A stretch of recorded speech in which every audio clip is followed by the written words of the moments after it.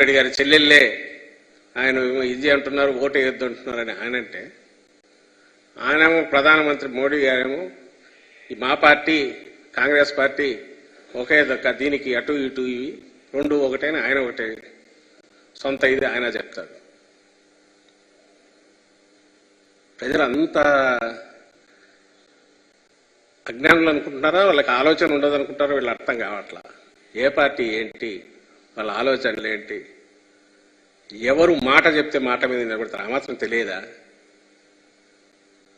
But మన దాంట్లో మనం అనేస్తే పోయే మెసేజ్ పోతుంది, ఎక్కాల్సిన వాళ్ళకి ఎక్కుతుంది, జనం ఓట్లేస్తారనే వాళ్ళ ఆశ ఆత్రం మాత్రమే నిన్నటి సభలో కనపడుతుంది.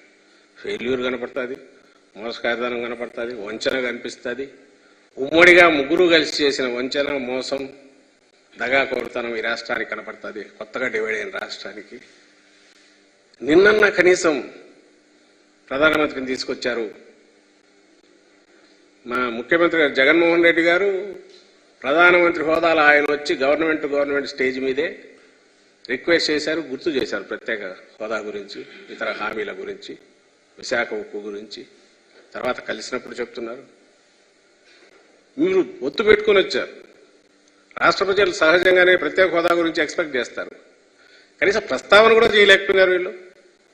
ఎంతసేపు జగన్మోహన్ రెడ్డి తిట్టడానికే తప్ప మేము ఇది చేస్తామని కానీ, ఇదిగో ఈయన తీసుకొచ్చాము అబ్బా, ఇంత పెద్ద ఆయన తీసుకొచ్చాము, సెంటర్లో వీళ్ళు రూలింగ్లో ఉన్నారు, మళ్ళీ వస్తే ఇది మేము తెస్తామని ఎందుకు చెప్పలేకపోయారు?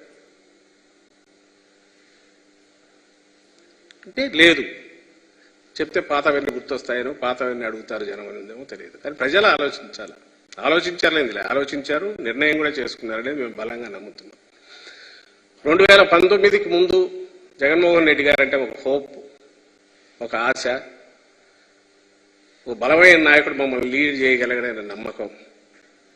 అది ఈరోజు ఈ 5 ఏళ్లలో మేము పెట్టుకున్న నమ్మకానికి డబుల్ ఈయన చేశారు అనే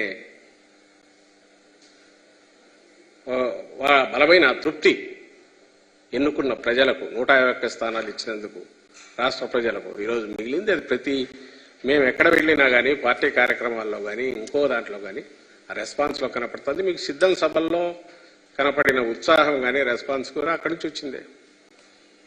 దాన్ని ఎవరు మార్చలేరు. నాయకుడంటే సహజంగానే ఓ రీజనల్ పార్టీ నాయకుడంటే అదే రీజనల్ పార్టీ క్యారెక్టర్ అవుతుంది.